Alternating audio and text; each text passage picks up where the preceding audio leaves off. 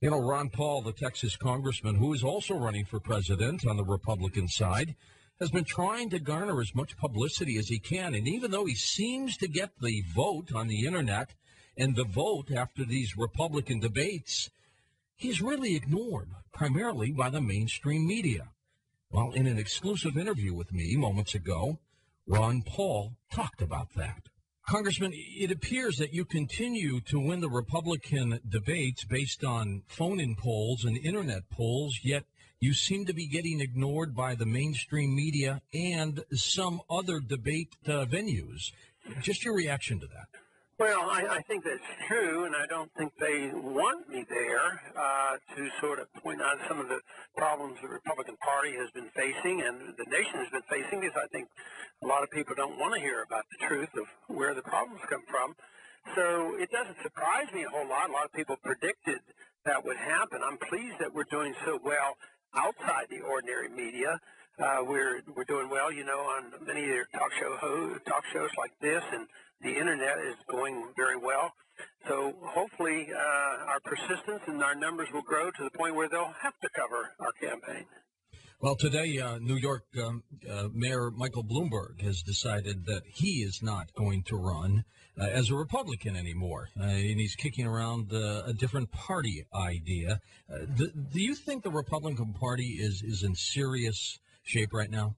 Oh, I don't think there's any doubt about it, and I don't know whether they realize it or not, but they don't seem to want to change. I keep telling them they can't possibly win next year if they can, continue to have the same policy as far as foreign policy goes in Iraq and the border situation. I think as long as they persist on that, there's no chance in the world that they can win. But even if you got a guy like Bloomberg that might get outside the Republican Party, if he doesn't change his positions, hopefully he won't be able to win either, because if he does, he has to fool the people, because I think it's the issues that really count. And right now, the people I talk to and hear from are sick and tired of what they're getting. Well, when Fred Thompson can start leading in some of the Republican polls and truly not even have a major effort yet, that tells you that the American public, the American side that votes Republican, it seems to be very uneasy with most of the candidates who are out there today. Yeah, I think that's both a good and bad thing. One is that they are disgusted, they're unhappy, and what they see they're not too pleased with. At the same time, they're willing to grasp at straws and grab anybody that comes along and hope that he'll do well. I mean, Giuliani's been leading the pack, but the more they get to know about him, the more they realize that he's not going to save the country either. So in some ways that's healthy, but I just hope they come our way, in our direction, where they can sort all of the issues out and decide that we ought to have a different foreign policy and different domestic policy. Well, it's still a long campaign. Are you happy with the invites you're getting to the debates? I'm real pleased that I've been able to be in the debates, and even though we get less time, we get tremendous support immediately afterwards with new volunteers and new support and money coming in, so that's very good.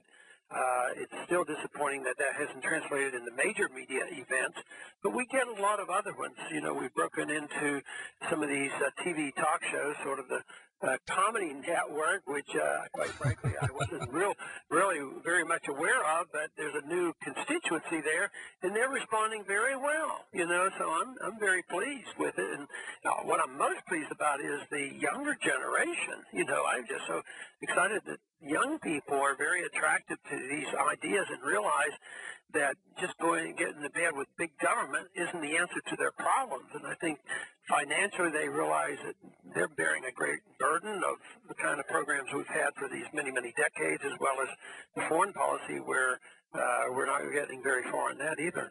Well, I tell you what's fascinating about you, Congressman, in your campaign is once people have an opportunity to hear you talk about the issues, to hear you talk in the debates, they like you, and that's important. I think that's a big step, and I'm always very pleased at because I'm a very strong self-critic, and I always look at my flaws. But I keep saying, well, the message is powerful, and it's a message that I haven't by myself devised. It's come a long time, this message of, I think, what has made America great, and this message of limited government and the Constitution, and something that we all should rally around. So I'm very delighted that there is a lot of interest, and I give credit to the message. All right, there you are. That's Texas Congressman Ron Paul, who wants to be the Republican presidential candidate.